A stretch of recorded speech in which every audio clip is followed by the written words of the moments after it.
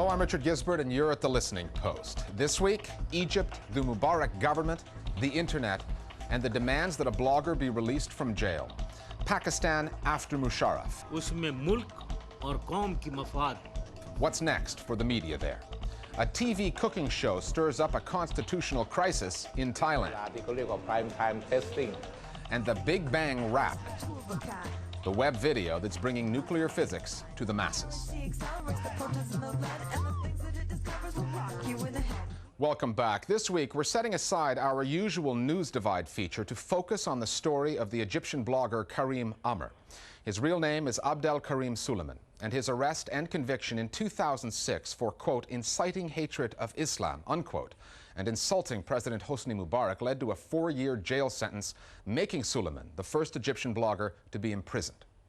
Last week, we broadcast disturbing reports via Suleiman's lawyer that he is forbidden to leave his jail cell, has been subjected to beatings, and that his condition is suffering. The Suleiman case sends out a clear message to other Egyptian bloggers that the internet is not beyond the control of the government there.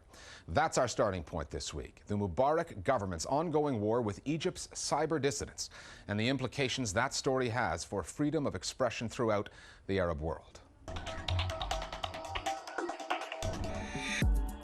The Suleiman case, given its Islamic and political undertones, is being scrutinized by media watchdogs throughout the Arab world. And while people call it a test of freedom of expression in Egypt, the 23-year-old in the middle of it all languishes in prison. From the moment he was in prison till now, there have been several violations against him. He has been subjected to beatings. He has been demeaned and manhandled by prison guards. Then he was transferred to another prison. There, the guards had prisoners target him for beatings, which we documented to the authorities. But even the administration itself applies pressure on him by limiting his visiting hours. Torture is routine in Egyptian jails, and Kareem Amer has every reason to fear for his life because he criticised Islam, which in Egypt is an extremely unpopular thing to do. And I would imagine that he would be in very grave danger in prison. There are many subjects considered taboo in Egyptian media: the president and his family, social norms, religion. Suleiman made the mistake of questioning all of them. In one of his blog posts, he likened one of Egypt's most prestigious universities, Al-Azhar, to Al-Qaeda, calling them two sides of the same coin. He also wrote an open letter to President Mubarak questioning him about election fraud, his long time in power, and unemployment in Egypt. Suleiman was tried on charges of insulting Islam, inciting sedition, and defaming the Egyptian president. The state has used Kareem Amer to send a warning. This is indeed a landmark event. The Egyptian society is a religious one, and the criticism that Kareem levelled at some religious leaders was interpreted incorrectly as a criticism of the faith as a whole. From here, the state succeeded in the severe punishment they meted out, which he clearly did not deserve, and it succeeded in sending a message to all bloggers, and many of them are now scared. Articles 46 and 47 of the Egyptian Constitution protect freedom of expression and freedom of belief.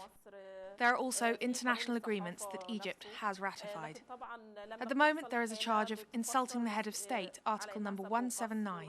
So, of course, the reality of the situation does not attest to there being freedom of expression. But there are indeed laws in Egypt that enshrine both freedom of expression and freedom of belief. The arrest and imprisonment of Suleiman in a country whose media are influential throughout the Arab world made headlines. Egypt has more than 500 newspapers, nearly 100 broadcast outlets, TV and radio. 7% of the population is online, and while that might sound low, Egypt is among the most web-connected countries in the Arab world. And the media and the government are in constant conflict with one another.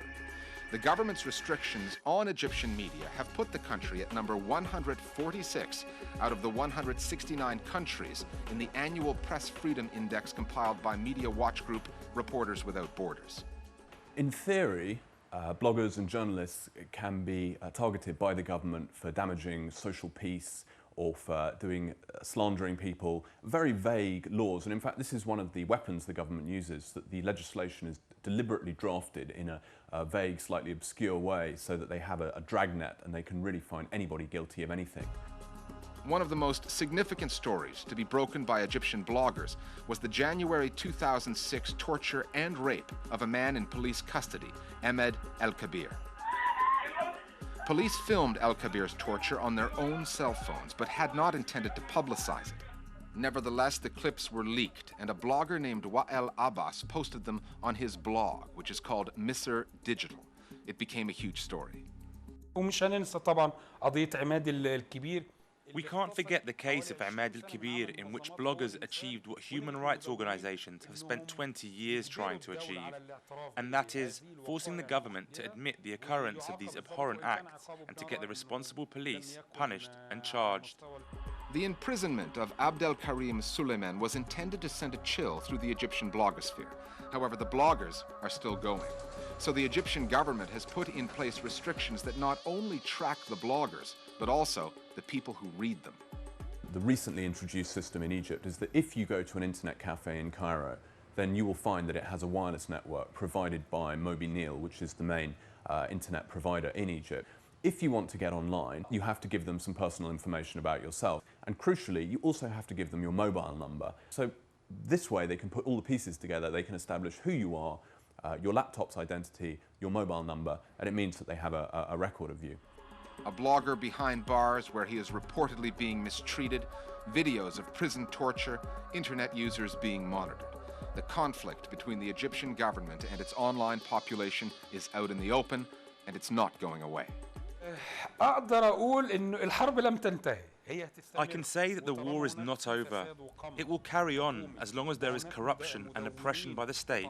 There is a thirst amongst the bloggers for freedom. The war will carry on, and if we talk about my predictions, I believe the government and any surveillance agencies will lose because they are moving against the trend of these times. The bloggers are moving forward, and I predict success for those who move forward as opposed to those who move against the grain.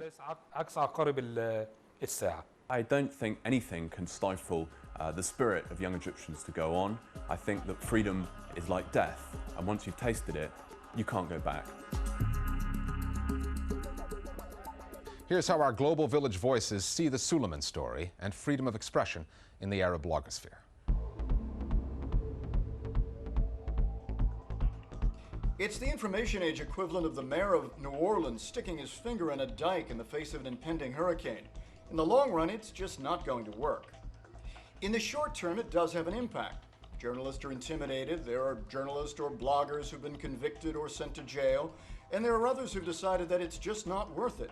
Look at the fact that I'm talking to you right now. I recorded this via webcam, uploaded it to the internet, Al Jazeera downloaded it, and here it is on Listening Post. It's just one small example that you can't control all information in this age. One of the ways in which government constraints are being challenged in Egypt is through the informal partnership between journalists and bloggers. So instead of journalists directly reporting on controversial issues, they are now leaking these stories to the bloggers, who would then post the stories on their blogs. And then the journalists would report what the bloggers are saying, making it look like they are exposing the bloggers, when in reality they are using the blogs as an informal way of reporting on controversial issues. We're always on the lookout for more Global Village voices, more opinions on the state of the global media. Email us at listeningpost@aljazeera.net. We have the technology to get your voice on the air. Time now for Listening Post News Bites. Al Arabiya, the Dubai-based pan-Arab news network, is in trouble with the Iranian government.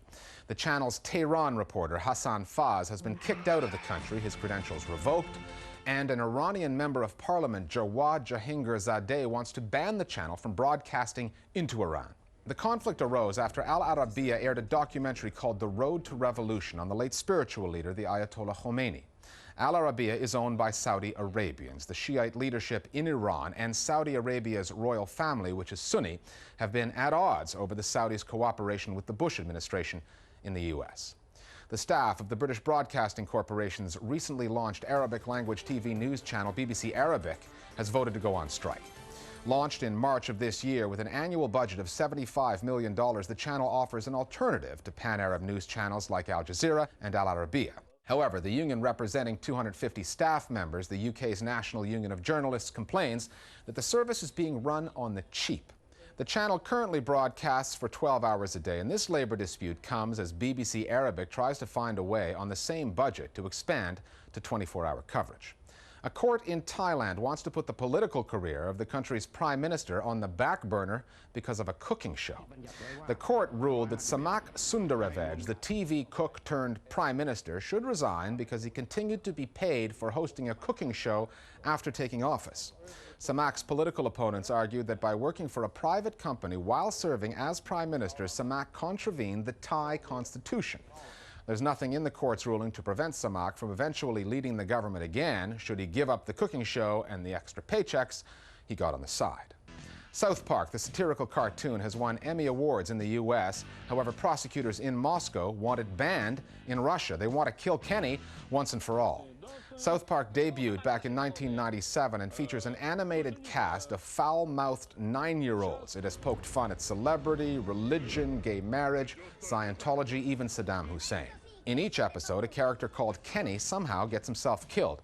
Now, investigators in Russia, acting after complaints by the Russian Union of Christians of Evangelical Faith, are saying that one episode, quote, bore signs of extremist activity, unquote. Russia passed a law 2 years ago widening the definition of extremism to include inciting religious and national hatred. MSNBC looks like a news network at war with itself. The American channel has dumped Keith Olbermann and Chris Matthews as election anchors after complaints by Republicans that the two journalists were pro-Democrat. Olbermann recently signed a multi-million-dollar contract with MSNBC. He's drawn big ratings while railing against the Bush administration and the McCain campaign. However, not all MSNBC journalists are comfortable with the channel's shift to the left. Some squabbled with each other on the air during MSNBC's convention coverage. Get a shovel, Keith, my God. Olbermann and Matthews will continue to act as occasional pundits. However, the anchor chair has been given to David Gregory, the White House correspondent. All this upheaval over alleged bias at MSNBC takes place while, at the nakedly pro-Republican Fox News channel, nothing changes. Back after the break with a look at Pakistan's presidential election and what political changes might mean for the media there.